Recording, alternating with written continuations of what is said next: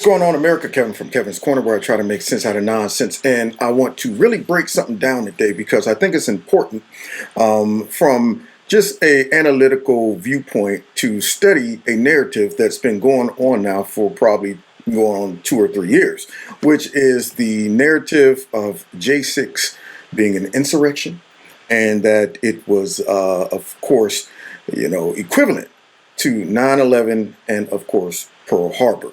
We don't want to get these type of historical magnanimous events conflated with each other. We don't want to undermine something so serious as 9/11 and as Pearl Harbor if whatever you're comparing it to does not live up to it. So we're going to go ahead and just break this down into several phases and explore the differences between these three magnanimous events and let the audience conclude, do they think that these are all on the same level? Now, why is this important? It's important because we're currently living in a time where there is a political element that is trying to use the January 6th insurrection that they're calling it as justification to remove Donald Trump from the ballot in different states. And they're also using this as a predicate to label a lot of American citizens as insurrectionists, as domestic terrorists, all of these things. See, so we don't want to ever allow our government to take advantage of our naivety, of our ignorance, and start making comparisons to things that you should never make a comparison to. So we're going to go ahead and psychoanalyze this in 3 different phases. And after we get done, we're going to see what you guys think. We're going to see if this lives up to these drastic statements and decisions that are being done all across our country by federal judges and by, of course, prosecutors and the Democrat Party and the liberal media, who is hanging on to this narrative that if you question what took place on J6, then you too must be an insurrectionist or supporting one. So now we got to dive deep into it. Are y'all ready for phase 1? Let's get it.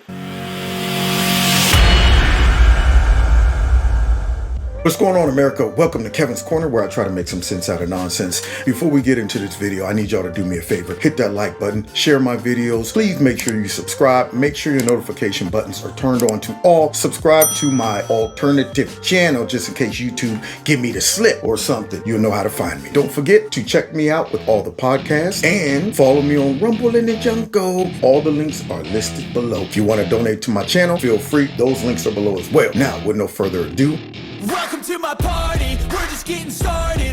Make sure you check out the merch store and text MAGA to 330-974-4607 so you can be a part of my text chain just in case they bounce me off of YouTube. Now, let's get into this. So now, as you heard in my intro, that we have to break this down into 3 different phases. And I think the first phase we're going to start off with is something simple. Now, before I get into this, I want everybody to understand this is my opinion, okay? This is simply some clips that we have received and we have seen on the internet, and we're using them to come to some conclusions, to draw some conclusions. But I'll just say this.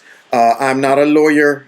I'm not an investigator. I, of course, am just simply leaving this up to the audience to make their own decision based on using a little common sense, starting off with something that everybody should be able to do. When you imagine something, whether it be a story that somebody tells you, you have to gauge what are they trying to convey to you.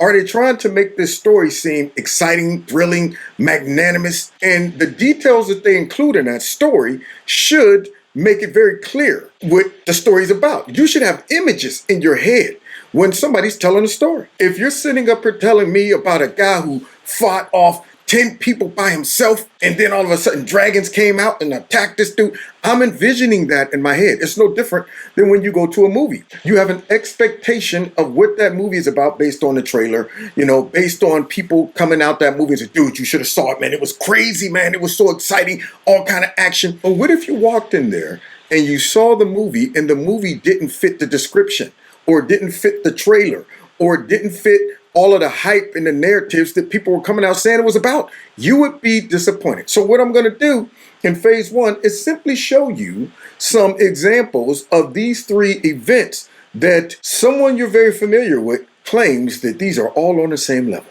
Let's get it. Now, before we get into this, make sure you hit that like button, share my videos, follow me on all the other platforms, and please help out the channel by supporting me through my monthly fundraiser. A link is below this video. You can do that because sure enough, YouTube ain't gonna like this one. They might even unexist me over this, but I don't care. This is worth exploring, so let's do it.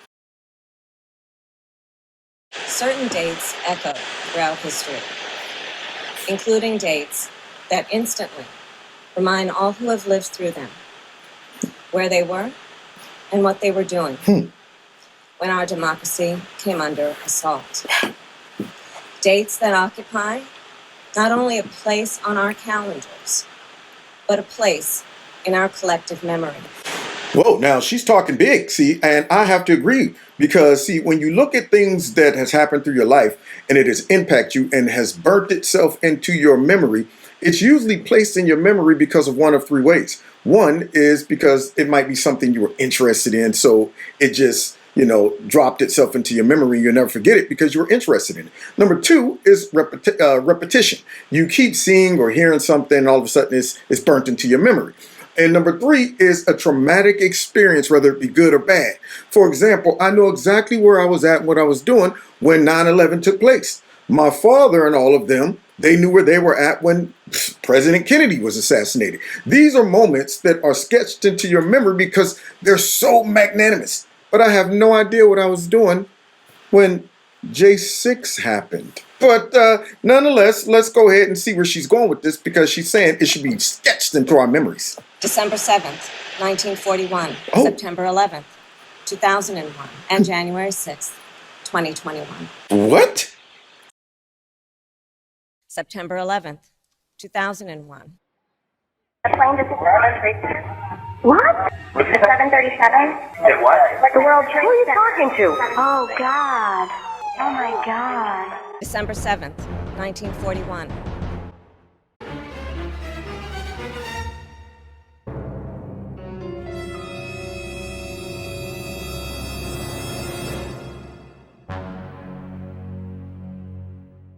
Now, those two clips we just watched, based on my historical knowledge, based on word of mouth, all of that, these clips match up with the narrative. I'm saying, well, yeah, I remember seeing those clips, and 9/11 was pretty bad. They're saying it was one of the worst attacks on the homeland. Oh, yeah, I've watched movies about Pearl Harbor. I've heard stories about it. Look at the carnage. I mean, all of that stuff lines up. But then you get to this. And January 6th, 2021.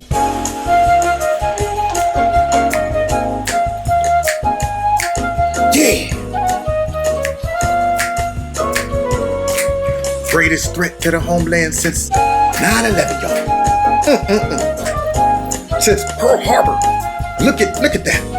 Now, if I walk into the movies and I'm expecting to see an insurrection, I'm disappointed. I want my money back. September 11th, 2001. You over the sign on an airplane that's been hijacked, and things will go well. I'm looking good.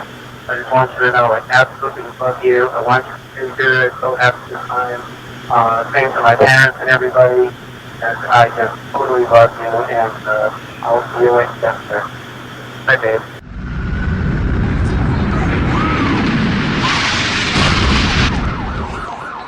What are those people gonna do? All the elevators are blocked out. Oh my God. So both towers are now. So now imagine if you're in that situation and you got to make a phone call home to your family to let them know you may never see me or hear from me again. I might not make it back.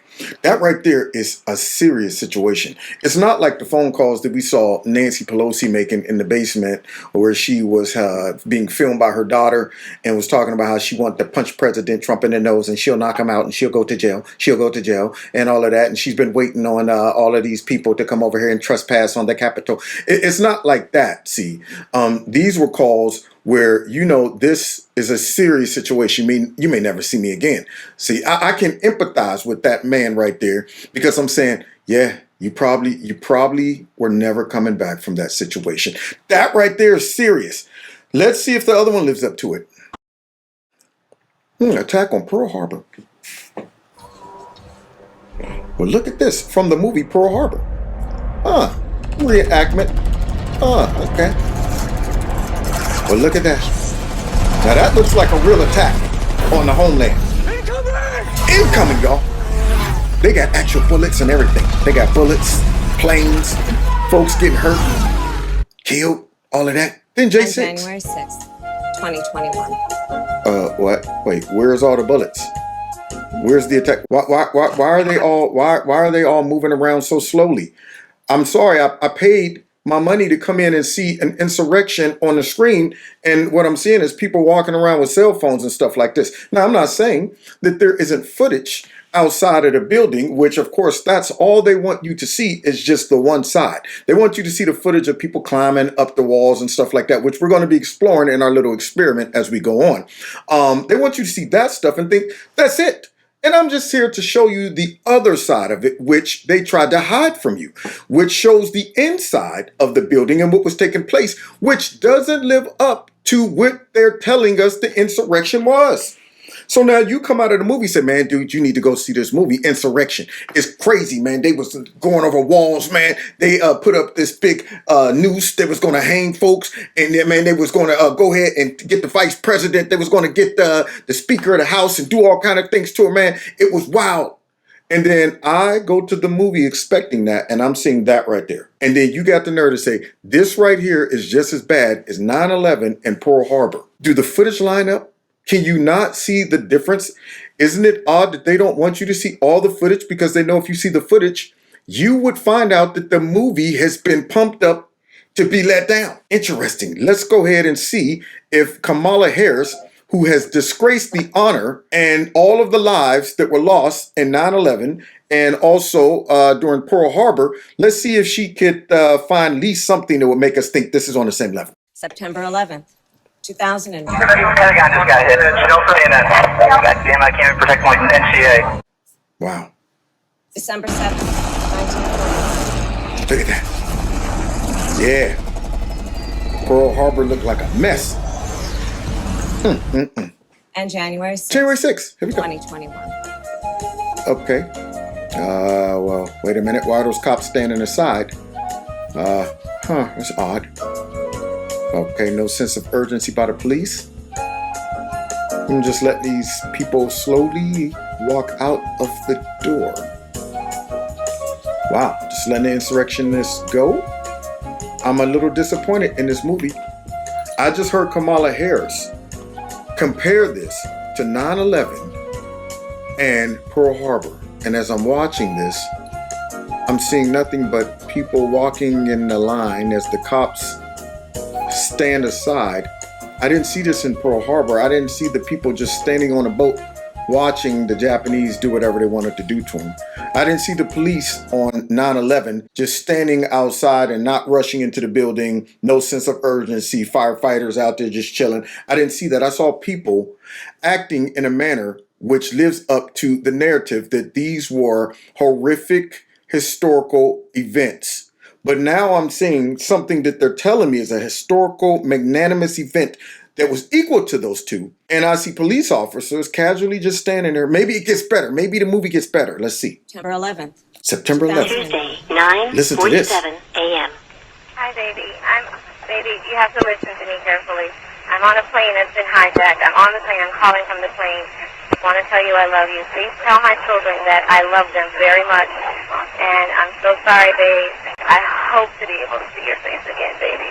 I love you. Bye. Wow.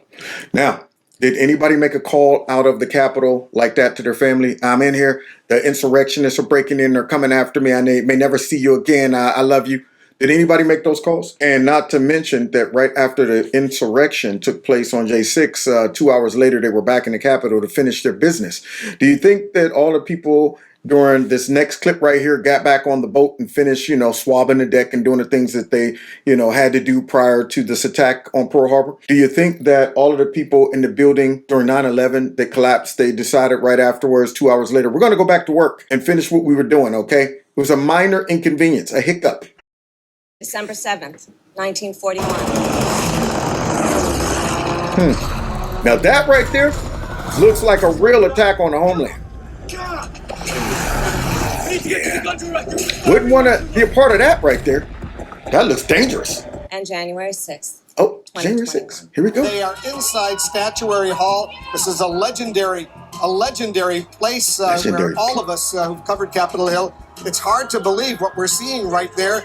Yes, it is hard to believe what I'm seeing right here because, see, I just got sold a bill of lies. They just told me this was the worst attack on the homeland, and I was coming to see a movie called The Insurrection, which is the greatest attack on the homeland since 9/11, Pearl Harbor, and all of that stuff. And I'm seeing people politely walking between velvet ropes. This right here, man, I feel like I have been tricked and bamboozled because that doesn't look like what I would envision the worst attack on the homeland since these other two events would look like. That looks like somehow those people are either confused or feel like they should be there because they have no sense of urgency. They have no sense of fear that the police are going to do anything to them. And I wonder why. Because, see, you think the Japanese would have landed on those boats and just walked around casually thinking that the American soldiers wouldn't do anything to them? Is that what you thought would have happened? See, these are things that if you are trying to be objective, you should be able to start drawing some conclusions and say, maybe they hyped this up. Maybe they're using this for a reason that has nothing to do with protecting the homeland and the people and all this stuff. Maybe they're springboarding off of this narrative to do something else that benefits them and not the people. So let's continue to explore by simply just pointing out these video clips and showing some compare and contrast. They're just walking through. Where are Capitol Police? Inside the Capitol, and as you can see, the protesters were peacefully entering the building, at least at this entrance and others, and walking past a group of police officers who didn't even tell them that they were supposedly trespassing. This is crazy. Or that they should leave. I want my money back. I want my money back. So let me see. Even though the CNN was covering those people walking between the velvet ropes and trying to make it seem like it was exciting, we just witnessed CNN do what somebody who would come out the movie say, dude, you should have saw it. It was crazy, man. Insurrection all over the place. They were slinging insurrection on the walls, slinging insurrection in the seats. It was crazy, man. You feel like you're right in the movie, man. Like you are being threatened. Like you living it. And then all of a sudden, you watch those people slowly and calmly walking between those velvet ropes and you come out looking for that guy who just told you that it was one of the greatest movies ever. You're saying, dude, you just lied to me. And then what Mark Dice just showed, those people were walking right past the police. Now understand, these police should be thrown in a slammer because they didn't even try to stop the insurrectionists. In fact, they got out their way and did some other things too, as we can observe. Does this look like an insurrection? Look at that little fat cop right there. What is he doing? Wait, he's waving them towards the Capitol, not away from it. I'll talk over it. You can go ahead and play it. Just kind of scroll through it. And he's coming in. Okay. Okay, I got some questions. I got some questions. First things first, remember, this is the most deadliest attack on the homeland. Now, it sounds like the directors of this movie didn't want us to see all of the hidden scenes and the director's cut and all of that stuff because they tried to hide a lot of this information and this videos from us. See, for some reason they didn't want us to see that. But I am a little concerned how this little cop right here managed to stop all of those insurrectionists by simply putting his hand up there like this. No gun, no nothing. And what did they do? They accommodated him by saying, oh, okay, go ahead. Yeah, my fault. Do what you got to do. Yeah, they accommodated him. Now I'm wondering when the Japanese came in on Pearl Harbor, if they would have went ahead and put their hand up and said, you know what? Hey, we ain't got time right now. Give us a minute to get prepared for your attack. Okay. Oh, okay. No problem. Go ahead and get yourselves ready so we can. You think those terrorists coming into the building in 9/11, if they'd have said, hey, don't fly these planes and we're still working. We got some things to do. Let us get ready. You think that they would have just said, okay, no problem. So now we see some strange behavior that's not matching up with the narrative. Not to mention what? They're coming up. Now watch what comes other. Whoops. What comes there up? Stop. A photographer is conveniently poised to catch all the action. That's amazing. A protester that comes with his own photographer, Lance. Shocking. Look at that. How'd they just get in those doors like that? That's crazy. It's like the doors just opened up for them. Wow. But this, of course, was one of the greatest threats to the homeland, and it was an attack on our democracy. I don't know, this movie right here is starting to suck. Why is that cop just standing there? Why are all these cops just standing there? That's odd. They don't have insurrection behavior right there. Their body language is very relaxed and casual. In fact, there's one of the cops walking up the stairs with one of the insurrectionists with his arm around him. What is going on here? But we just heard Kamala Harris disgrace the lives lost by saying that these three We're on the same level. Huh. Maybe police are squabbling with protesters. Oh, there we go. Okay, wait. What are these cops doing? How'd that guy get behind the cops and he's waving them all to come And on? they just breached the Capitol again. Okay, how did that just happen? Why did those cops just say, forget it, walk away, let them walk past whatever little bike rail was or whatever, and then one guy's back there waving them in? Yeah, no resistance whatsoever. I mean, did it look like that during 9/11 and during Pearl Harbor? Were they so casual? Did they say, you know what, let's just give up real quick because look at this. I mean, the Japanese are here now, so let them come on in and do whatever they want to do.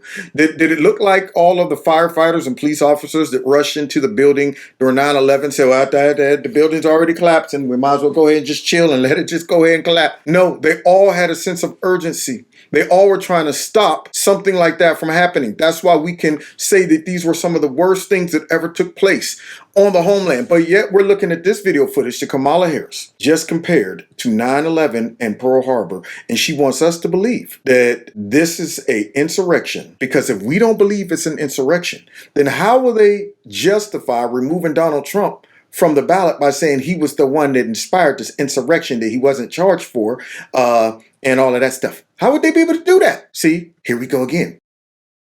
Pearl Harbor. December 7th, 1941. 1941, look at that. The reenactment of that. Look at that guy sitting there looking at that carnage. See, now let me ask you to summarize this. Phase one. As you look at that clip right there, and that guy looking out over all of that carnage, all of that fire, all of those lives lost, can you relate to that man's sorrow and his pain? Do you think he was able to go back to work 2 hours later and just brush this off like, yeah? Do you think that that guy right there is viewing what took place on Pearl Harbor and all the people who watched those buildings come down? Do you think they were viewing all of that the same way that you just viewed what they're telling you was the greatest attack on the homeland since these two magnanimous events? And yet they went back to work 2 hours later and stuff like that. And we got video footage of cops meandering about and waving folks in and escorting folks around the building and things like that. Do you think they were left with the same impact that the people that stood there during Pearl Harbor and on 9/11 had? But yet Kamala Harris wants you to think that. So this is phase one, just to soften people up so they can understand that they might just be being hoodwinked. Now, I'm not saying absolutely nothing took place on January 6th, but the first phase is just to get you to think, does this make sense, and is the comparison realistic, or is it inflated? And if it is, why? Now, if you're a person who just watched all of those clips and said that absolutely they all look the same, then you have to question some things about your intelligence. Your own deductive reasoning and your eyes and common sense should be able to watch those clips and say, they're not matching up. Something seems out of place. I go from 9/11, Pearl Harbor, yep, that looks accurate. Then J6, where people are walking around and cops are escorting people around. So that's just phase one. You got to stay tuned for phase two. All right, but it's coming. All right, so don't forget, hit that like button, share my videos, follow me on all the social media platforms. And don't forget, if you want to support the channel, you can do so by clicking on my monthly fundraiser link right below this video and check out the merch store. Make sure you're still subscribed. Make sure your notification buttons are turned on, and we'll see y'all in phase two. God bless. Take care.